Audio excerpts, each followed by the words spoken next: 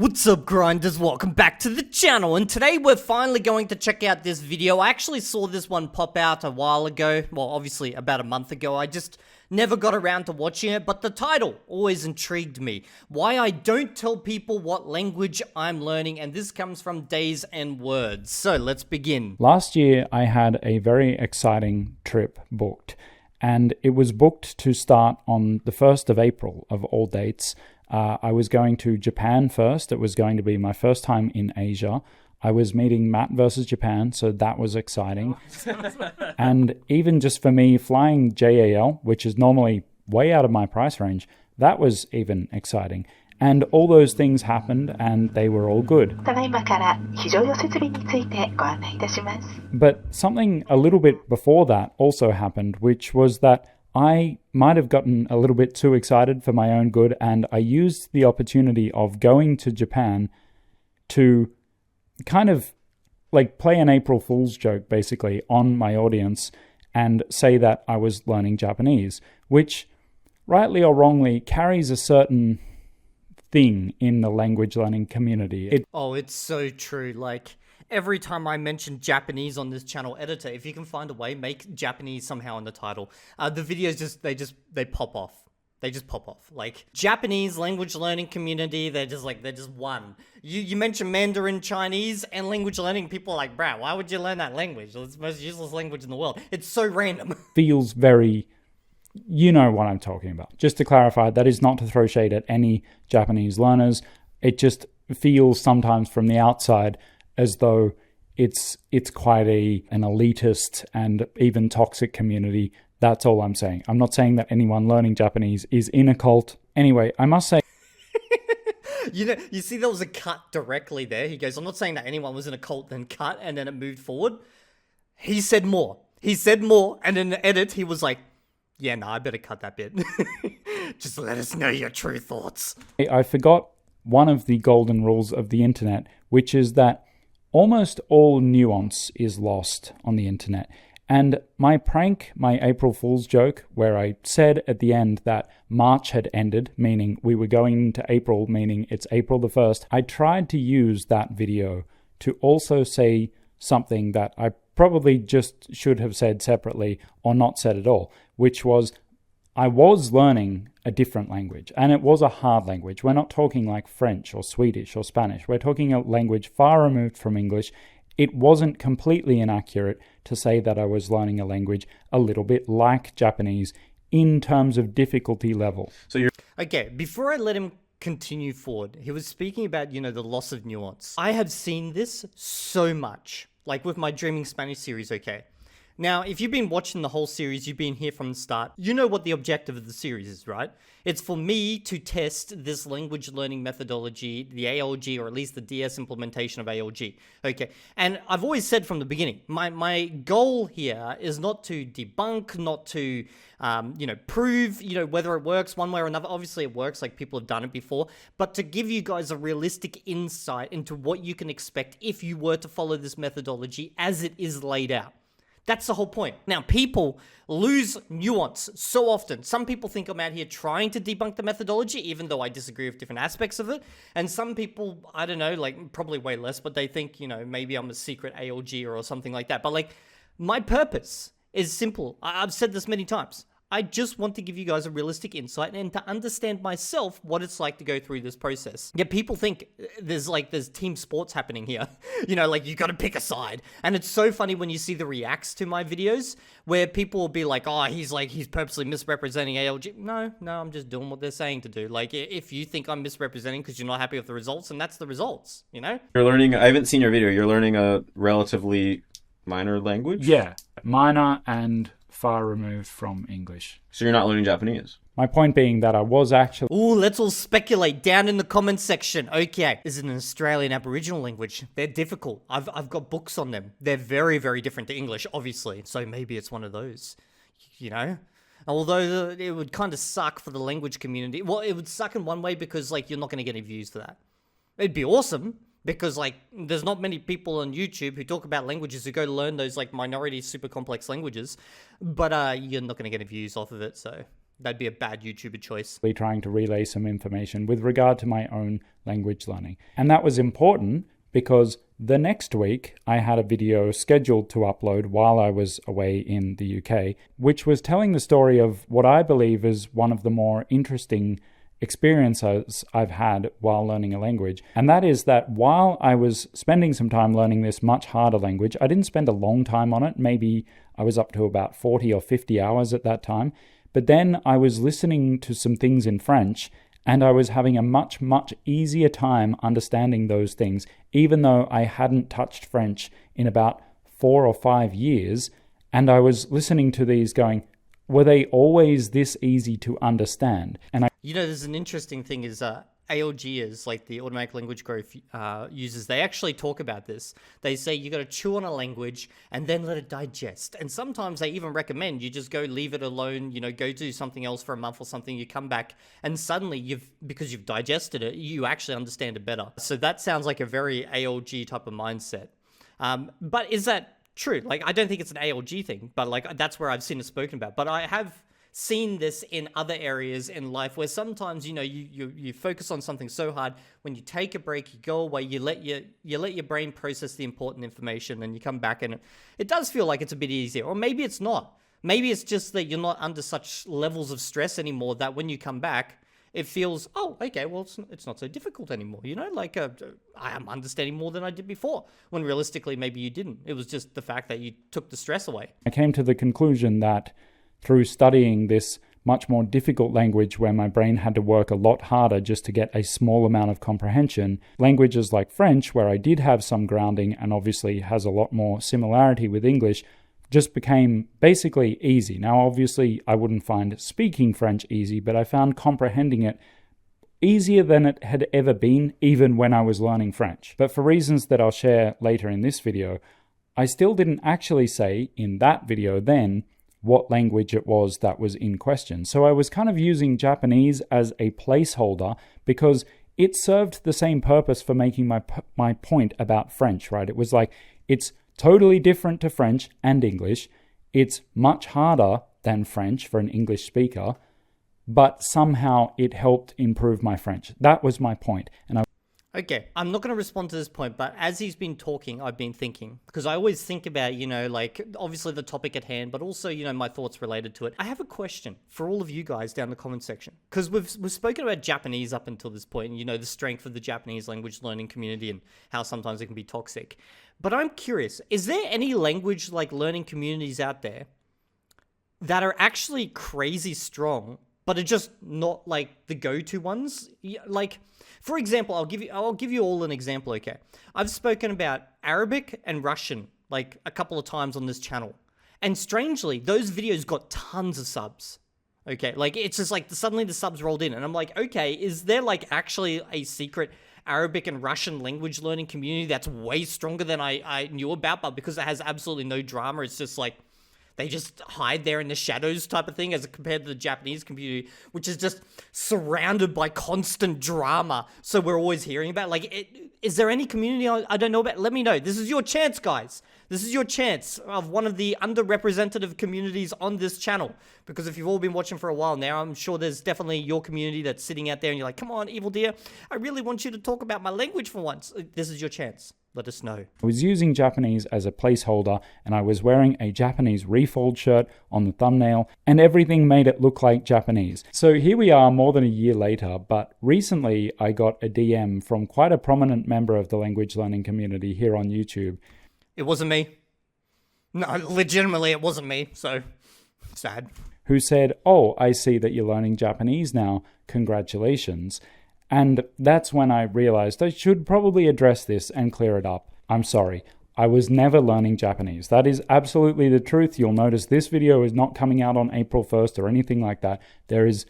I have never learned any Japanese. And I'll tell you that when I was in Tokyo trying to take the train back to the airport, I was struggling. And I, at that point, wished I had learned at least some Japanese because I couldn't talk to anyone. I couldn't read anything. It was a little bit stressful, but I got to the airport in the end. since we're here, I want to pass on the lessons that I've learned from this little experience to you. They're language learning related, or at least they can be applied to language learning. The first is, if you're at any point with any language, whether it be after 2 months or 2 years, and you're just feeling a bit meh about the whole thing, maybe just try learning a different language for a bit.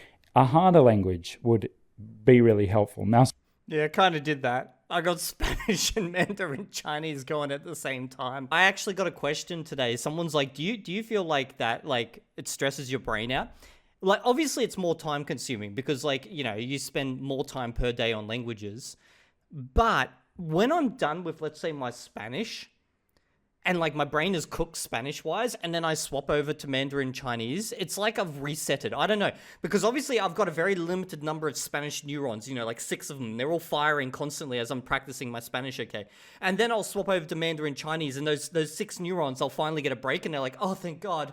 And suddenly I feel more refreshed. So it's like, I actually don't get tired jumping between languages. It's actually a way for me to just relax a little bit from one language when I jump to another one. some people are going to throw their hands in the air and say, I'm learning Cantonese. There are no harder languages. Just learn a different language, right? But particularly if you're learning one of the ones that's closely related to English, just go and try learning a little bit of a harder language for a little while. Firstly, I do think it will be good for your language skills in general, your language aptitude, and that will make you better at all languages. But secondly, it just gives your brain a little bit of time to reset. I actually agree with that statement there. And not from my own experience, I saw it with someone else. So he is an Esperanto speaker, but he only spoke Esperanto and English. And when he wrote Esperanto, his Esperanto was always kind of English-like in a way when I would read it, but like it was completely comprehensible. But then he went out and learned German, and he's been learning German for quite a long time. Then when he started sending messages to me in Esperanto, I noticed that the grammar had changed and it actually became more in line with Esperanto. And I think what happened is by learning German and just learning a different way of thinking, he was applying that thinking now along with, you know, obviously his English brain upon his Esperanto, and it was helping him to think in like just different structures. So it does help you in a lot of ways. Like you kind of get cross-pollination between languages even. And just maybe like remember what it was that you loved about the language that you're studying now. For example, I often find that I don't much like living in Australia, but when I... That's so true. The way he says that, like so many times, because I've been in Sydney now for so long. I'm so over this city, bro. I want to go like live somewhere else, but I can't. I've got all my properties here, my investments, got like everything set up. I got my cats here. Like, you know, I would go to China and I'd live there for like a year or so, but I can't. I got an old cat, and if I take him there, I can never bring him back due to, you know, freaking. Well, actually, you guys probably don't know. If you've got an animal in Australia and you want to go to China, you can take it there, but you can never bring it back because they've got certain diseases and stuff there that you can't bring it back. Go away for a long time, even though I love the time that I spend in Europe. When He's learning Greenlandic. We've figured it out, guys. Here it is. This is the hint. Let's spread that rumor. I come back to Australia, I do appreciate some of the little things about living here that I tend to forget when I live here. That could be you if you're studying French. You take a little bit of time off to learn Finnish or something, and then you come back to French and think, yeah, this is nice. By the way, I know this is already really confusing with the whole using Japanese as a placeholder for this other language that I don't share on this channel and everything, but it's actually just recently gotten more confusing because I didn't get very far into that language before I had a big change in life circumstances that meant I didn't have time for languages. And then very recently, I've had the opportunity and maybe the reason to learn an entirely different language again. So that language that I was not sharing with anyone, that's probably good that I didn't share it with anyone. It was Japanese. It was so Japanese.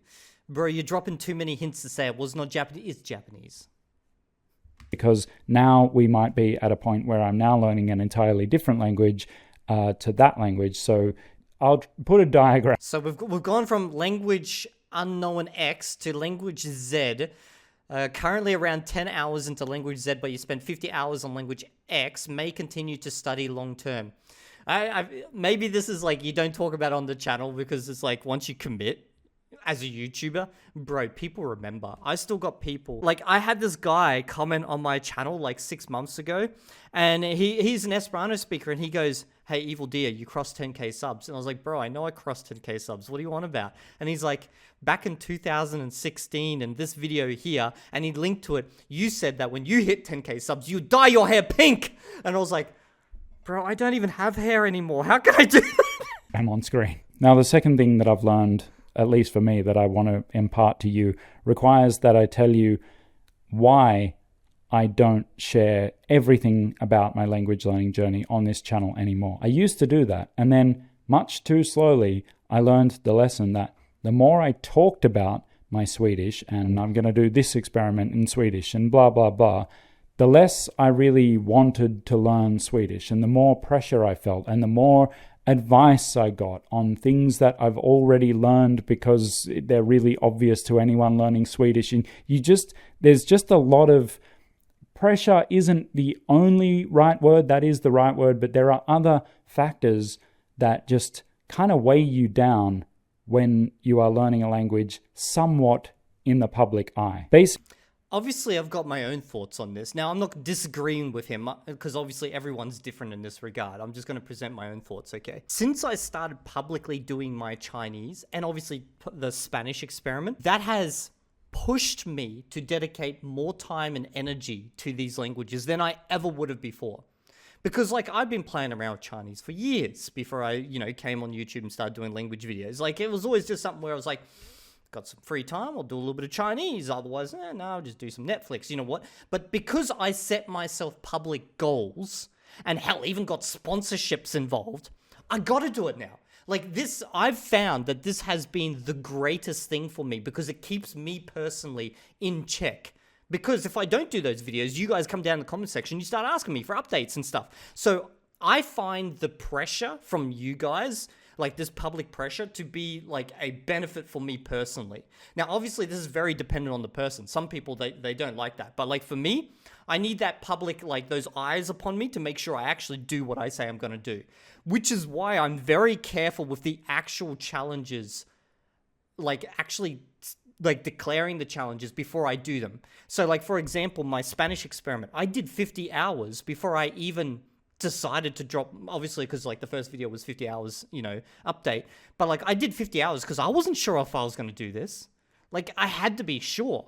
But once I dropped that video, as soon as I hit upload and people start watching, that's it. I got to do it. I have to do it now. It's why I have not made a fitness video, although I've spoken about it in comments and stuff and mentioned it inside videos. I have not officially started my fitness journey because once I do, I'm going to go hard and it's going to be all public and you guys are going to keep me in check. At the moment, I'm doing like what I did with my Spanish and my Chinese before. I'm doing enough, just to keep things moving. But like, it's not like a focus, but it will become one. Not too far in the future, but not yet. Not yet, because once that challenge starts, bro, it starts. It kind of reminds me of something my brother said once, because like what was it? I think he quit smoking. He just randomly quit smoking after many, many years. And like everyone was asking him, how did he do it? And he goes, he walked up to the mirror one day, looked in the mirror, and he said the one thing he would never say to himself. He said, "You're a coward if you don't stop." And he stopped. Because to him, that was the thing. He cannot take people calling him a coward because he's an ex-soldier like me, okay? Historically, if someone called him a coward, that'd be a brawl. You get into a fight. But he called himself a coward if he didn't stop. So he had to. That was it. There was nothing he could do. That was his declaration.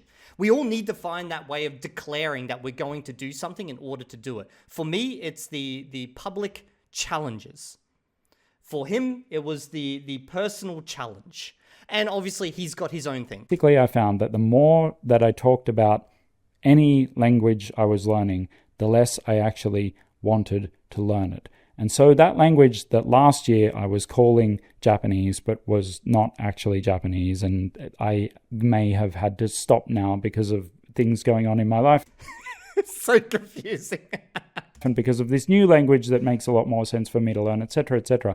That language I shared with an increasing number of people, like people I met, friends, and whatever. This new language is currently at 0 or 1, if you include me, okay? I am the only person who knows that I am learning this language. And I find it so much more motivating that way. Now, not everyone is going to be the same, okay? Yeah, of course. Like, I guess try out the two different ways. Like, if you've never tried a public challenge, just be prepared. It's different. Other people are going to want to have accountability. They're going to want to tell a friend that they're learning a language so that the friend keeps them up to date. Keep it together. Accountability partner. Keep it together. You may have been assuming that you're an accountability kind of person who needs people to come and say, how's your Romanian going? How's your Icelandic going? But you actually may find that you're not that kind of person. You may find that you're actually a more private kind of person. Man, I'm the worst for this, okay? So, like, I become people's accountability partners when they don't even ask for it. I got a friend who, like, literally, 10 years ago married a Polish chick, and he randomly, off the cuff, at a party one day, when he was there with his baby, said, I should probably learn some Polish. And I'm like, you're going to learn Polish? And he's like, nah, I probably should learn some words, for the in-laws, because they don't really speak too much English. And I was like, so you're learning Polish? And he's like, no, I'm just saying, like, I should learn something. I'm like, I'll keep you in check. Bro, every few months I send him a message and I go, how's the Polish going? How's the Polish going? And he's like, bro, I'm not going to learn Polish. I can't. It's too hard. And I don't have the energy for it. He's like up to 4 kids now. Okay. And I'm like, bro, you need to learn Polish. You can't, you promised. And he's like, I never promised. Who likes to just do things because you like to do things and you just want to do stuff for yourself. And that's completely fine. If you're not sure yet, I would advise that maybe, especially if you're starting a new language, just keep it to yourself for a bit, right? You can always tell people later. That's actually probably a good idea. Don't get all excited before you've actually delved into it for a bit and you're like, okay, let's do this.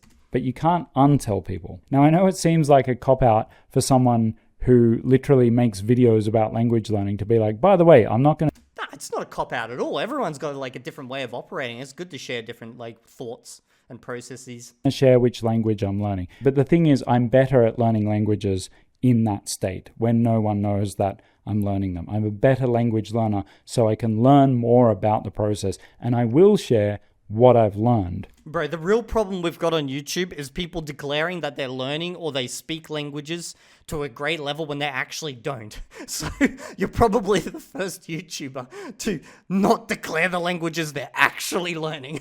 From that language. By the way, I have very recently finished an ebook called The Quick Guide to Slow Fluency, which is pretty much what it sounds like. It's only very short. You can read it in one sitting. It's got like a program for achieving fluency in about 3 to 4 years so that it's realistic. Everyone... Hey guys, did you see that? Did you see that? I was thinking maybe there we go.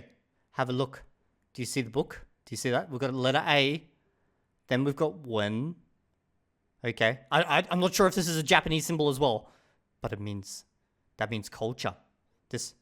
He's learning Chinese. For achieving fluency in about 3 to 4 years so that it's realistic. Everyone wants to know how to achieve fluency in 6 months. That's probably not going to happen unless you've got 12 hours a day. Not many people have that. So I didn't write that ebook. I wrote a more realistic ebook that more accurately reflects the experience that I had in Swedish. That is available in the description. Now, for such a short ebook, its suggested price of $16 does seem very high. I'll completely admit that. But that was based on the fact that I think it could save quite a lot of people around 160 hours. So that's like 10 cents an hour. But that's only its suggested price. If you don't think it's worth that much, you can go much lower. You can go as low as $3 and still get that ebook for yourself. The link for that is in the description. The lessons that you can There'll be a link to his video in the description. You can go there and get the ebook if you want. Take from this video are at least those two things. If you're hitting a bit of a plateau in your language learning, or even if you're still making progress in it, but you're not really feeling it, you're not really into the language, maybe just try taking a bit of a break, or try doing something entirely different. Try learning the piano or something like that. And the second is to not assume that you're a person who benefits from accountability in your language learning, and not go out and tell everyone that you're learning this language because you'll assume that they'll... Let me know down in the comment section, are you the type of person who needs an accountability partner or a public declaration in order to get something done, or to maybe not get something done, but to do it to your maximum potential? Or are you the type of person who likes to sit there in the shadows, just learning away? Hold you accountable. They may, but you might not actually find energy out of that. You might find energy in keeping it to yourself and just learning this language for yourself for a little while. And then, if that's not working, then you can go out and find someone to be accountable to. But don't assume that. Or you could find an accountability partner, and if you're unhappy with your progress in the language, you just kill the accountability partner and remove all evidence of their existence. Because once you tell someone, then you can't untell them. And if you are Technically, you can. completely new here and you have no idea who I am, which honestly is probably most of you, I've recently completed a very long-term language learning project, which was to write, produce, and film a video for a song in Swedish. So the song took me to Sweden. I only just finished it, and it is easily the best work I've ever done. And I guarantee you it's the worst performing video on his channel. It is not even close. I do hope that it can inspire people to go out there and learn their language and actually do. The reason I say that, okay, is because if you're a language channel and you actually speak in your language in a video, you know, don't speak English, those videos always bomb.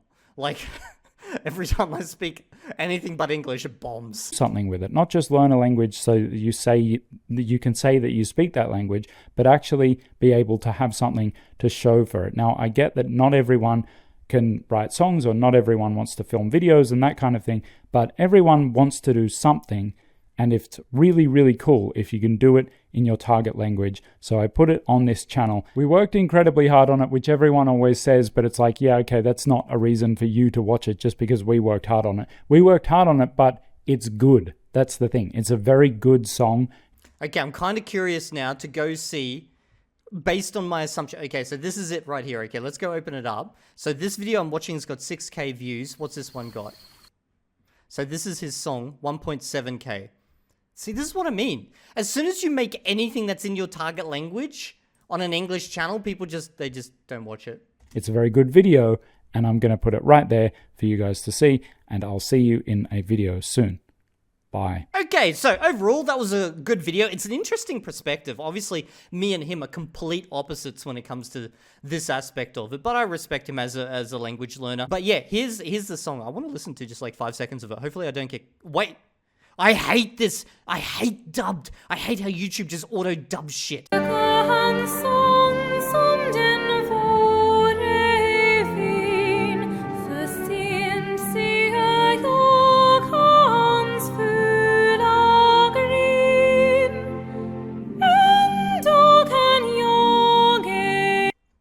I'll see you all in the next video. If you're not there, I will find you and remove any evidence of me telling you anything from this world.